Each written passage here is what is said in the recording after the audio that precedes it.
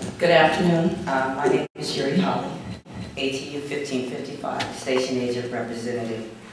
I'm the face of the greedy BART worker. I want you to look at my face and I want you to see me. I'm a single parent, woman of color, trying to raise my daughter. And I also sit on the negotiating team as well.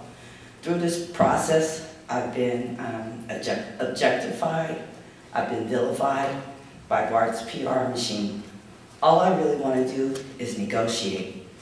There's been little time spent at the table with the negotiators, but they had time to distribute my picture around amongst the heads of BART, and they had time to critique how I was looking during the strike. They didn't feel I looked as glamorous during the strike, which was really hard on me and my family. The 4th of July, which I've never spent without my daughter, she spent in negotiations with me. Yesterday, my daughter told me that she felt abandoned because I'm never there. When I get up in the morning, she's asleep. When I return at home, she's asleep. She's 14 years old. We live in an area where there isn't much transportation. It's secluded. She can't get out. I leave Mills in the daytime, and when I come back, Friday night, when we were at the end of the mediation process, I picked her up at 11 o'clock, and at 11:59, we made it someplace to get her something to eat. I've been sitting in these negotiations. No one shows up. We sit in rooms, we don't have windows, we don't have air, our internet is blocked. I compare it to Guantanamo Bay. When my daughter came into negotiations, she was taken away from me because she couldn't sit in a room. My daughter asked me, she says, "Mom, what kind of place is this where they take your children away from you, where you're never home anymore?" I work 2 jobs to take care of my household. We're vilified in the press that we don't do anything, we don't deserve anything. We work Christmas, we work Thanksgiving, we're here all the time. I don't know why there's so much disdain from our employers, but I implore you to please help resolve this because I would like to get back home and resume my duties as a mom, a working mom. My name is Sarah Larson. I don't work for BART. I don't personally know anybody who works for BART. I'm here as a taxpayer. And I just want to say that I'm really appalled that I didn't realize that our BART workers face such risks every single day, especially the risk of assault. And I think that the fact that they hired a man, Thomas P. Hawk, who's getting almost $400,000 to negotiate for staff who should be able to do their own negotiations is really irresponsible. And I have to say, this guy is the Vice President of Veolia Transportation. He has a vested interest in destroying public transportation. He works for the private transportation industry, which tells me that he's just nothing but a union buster. And all of these things that I've heard today, to me, just look like union busting. It's against the taxpayer and it's against the employee. And I really think that BART management has a lot to answer for here. You wasted a lot of time, a lot of money. You don't seem to be worried to throw money at contractors, but you don't want to give people what they earn. And that's not right. And if you're at 30%,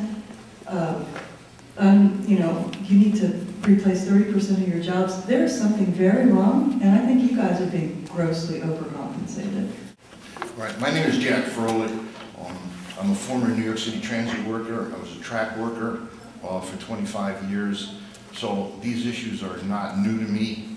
A lot of these issues came up in New York, and they were part of what forced the strike in 1980. Issues very much like this. I want to talk about safety, but I just want to, before that, say that I don't think this is an economic negotiation. I mean, it's not an economic negotiation at all, it's a political negotiation. The only thing BART has come out with so far in this process is they managed to turn the public against the union sector workers, okay, by the use of mass media and I'm going to drop it there. I'm very concerned about these safety issues. right? Because they're not being given enough play. Working in the tracks is very, very dangerous. They mentioned 2 people that got killed. 2 weeks ago, a guy got killed in New York on the tracks because of bad maintenance on the track, on the, what do they call it, the bench wall. He tripped over a thing and fell and got hit by the train. In my time in New York, my department alone, we lost 4 guys. Hit by trains, improper flagging, bad equipment. It's interesting, the thing about the weed killer I thought was interesting because that issue came up in New York, and as the union, we gave that job away, okay? Because they were giving our guys this Agent Orange to spread around with no training, no safety equipment, and we told them I wouldn't let my members do it. I ordered my guys not to touch this stuff, all right? Safety, every single safety issue, to not negotiate over lighting the tunnels is tantamount to criminal negligence, in my opinion. Okay, it's hard enough to see down there when there is light. And you're sending guys into the tracks with no clearance, no lights. I think that should be, from BART's perspective, I think they really need to get on the ball and address the fact that their employees are suffering exaggerated rates of registered nurse and a member of SEIU 1021, and I'm one of your BART riders who does not own a car. I ride BART, I use Muni, I use a taxi cab, and really you have launched an attack on public sector workers like I haven't ever seen before, and that's actually an attack on your riders.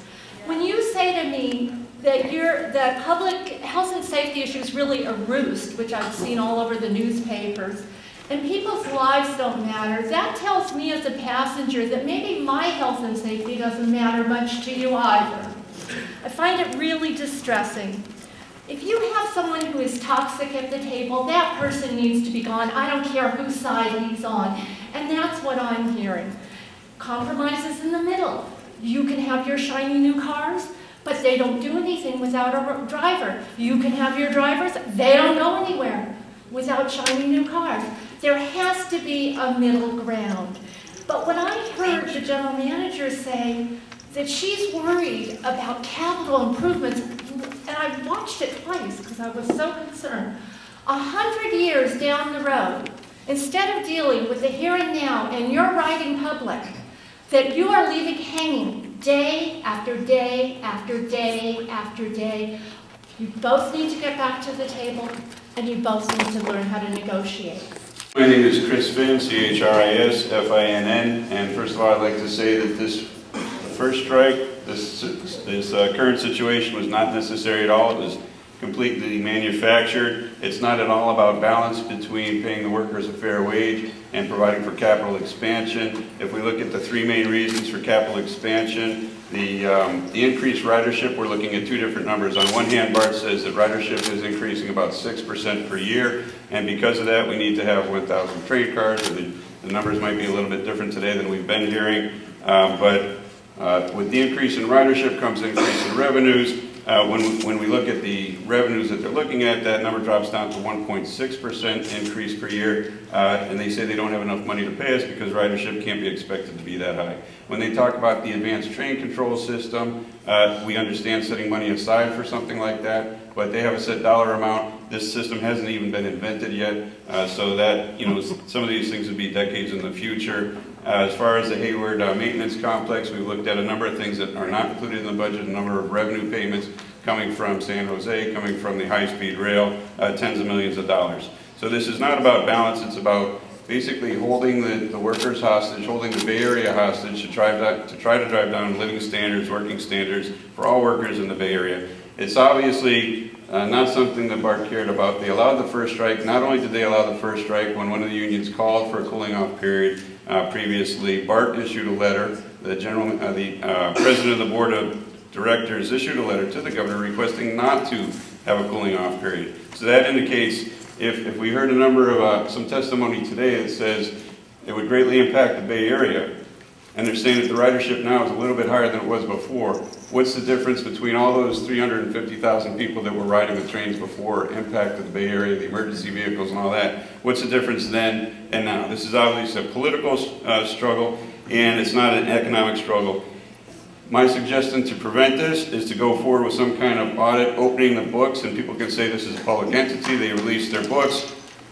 But we've had the first strike was an unfair labor practice strike. One of the reasons was because we've had an almost impossible time getting the information that we've been requesting that should be available, legally available under public documents request. So 2 things, open the books, do the audit, and hold the board of directors accountable for doing this to the Bay Area. Thank you. My name is Chris Daly. I'm the political director for SEIU Local 10-1. I wasn't really planning on speaking, but I did want to respond or add to some of the district's presentation on the capital needs in the BART system, a subject I know a little bit about from some time spent on BMTC.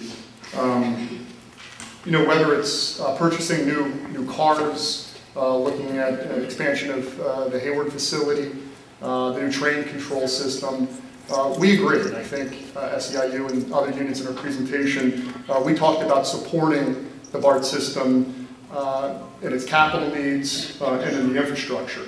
I think one thing that is concerning about this in the BART presentation was a reference to not being able to rely on federal transportation dollars or state infrastructure dollars for transportation. If that is true, then I think there are alternatives to looking at using operating monies for capital and penalizing the workforce. Earlier this year, BART commissioned a poll. It was FM3, a professional polling firm, that took a look at several different proposals for a general obligation bond in the region and several different possible sales tax proposals.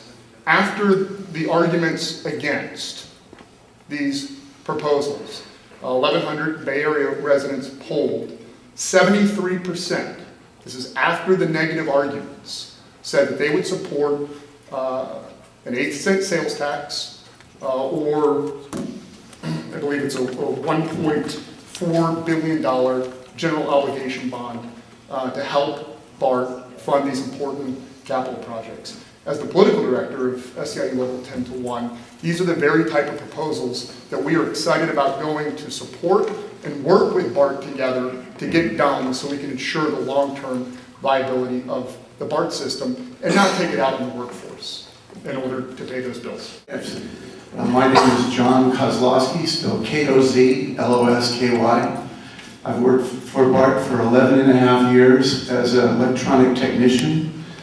I'm the guy that works on the cars, I hook up laptops, I do diagnostics, I do very technical work. I'm totally against this whole dispute between labor and management, like everybody else is. I hear a lot about it, I read it in the newspaper, I hear it on the news. One thing I haven't heard very much of at all is about the bathrooms. We had one person here that came up and said something about her older mother not being able to go to the bathrooms. I told my wife not long ago that if I was a regular BART rider and I had to go to the bathroom really bad, I would just go ahead and do it right on the seat. Now this happens on a daily basis, and the BART workers are expected to clean this up. This happens to be a major safety and health issue, okay? Feces, vomit, all of these kinds of things are things that BART workers deal with on a daily basis.